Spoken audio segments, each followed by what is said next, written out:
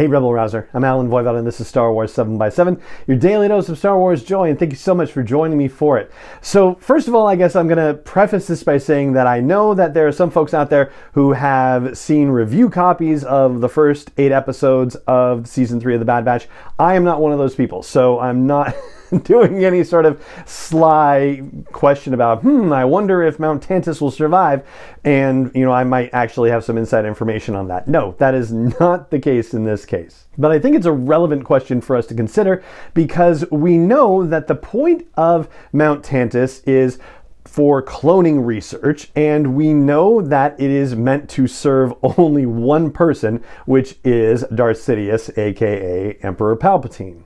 And it is an interesting proposition too, because it raises the whole question of the clone army and why they discontinued the clone army. Season 1 of The Bad Batch kind of answers that by saying that it was just more expensive to keep manufacturing clones compared to just getting random people to sign up and be jerks and be stormtroopers and whatnot. But you would also imagine a galaxy where the Empire would just say, it doesn't have to be expensive, it just means that you have to be, not on the payroll, and so they could be forced labor, basically. As we all know, the Empire is certainly down with slavery, so yeah, that I guess is an option too.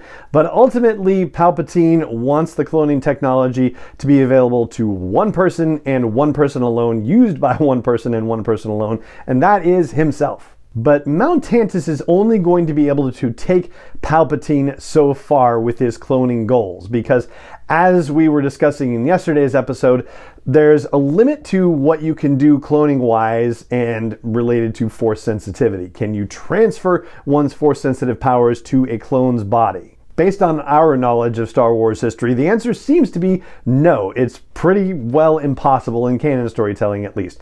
But at this point in the timeline, Palpatine doesn't know that. He has not yet arrived at that conclusion. Mount Tantiss is only going to be able to take him so far, and eventually he's going to have to get Sith alchemy involved in the cloning process, which will take us to Exegol and do all that stuff, and even then, that's not going to be enough. But it seems like the first priority for Palpatine and a cloning situation is to create a clone that would be stable enough for him to be able to transfer his essence into it. And they need to have unaltered clones to be able to do that.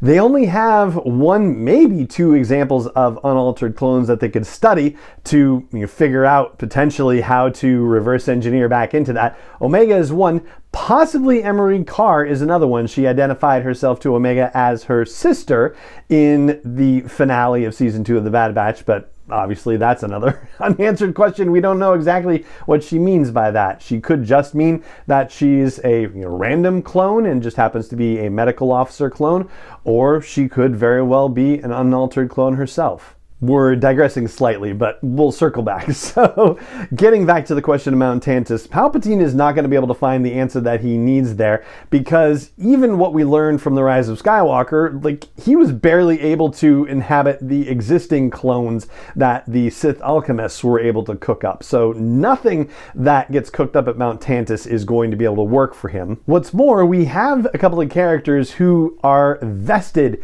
in the idea of Mount Tantiss going away, particularly Nala Se, for example, and Omega, and if she can talk him into it, Crosshair. And then, if they are able to escape Tantiss and survive, would they bring any members of the Bad Batch in to try to infiltrate and destroy the facility? Another option, potentially. And then, of course, there's the matter of Saw Gerrera, who is already operating at a very high level at this point in the storytelling. He was going to blow up that conference on Ariadu, and it was only just the unfortunate timing of the Bad Batch being there also that things didn't work out the way that he wanted them to. But I have a feeling Saw could take down Tantiss if he wanted to, and especially if the Bad Batch got him involved as well. So yeah, I think there's actually a good chance that Mount Tantiss could go out with a bang by the end of Season 3. But I'd love to know what you think about that. Do you think it will survive the events of Season 3?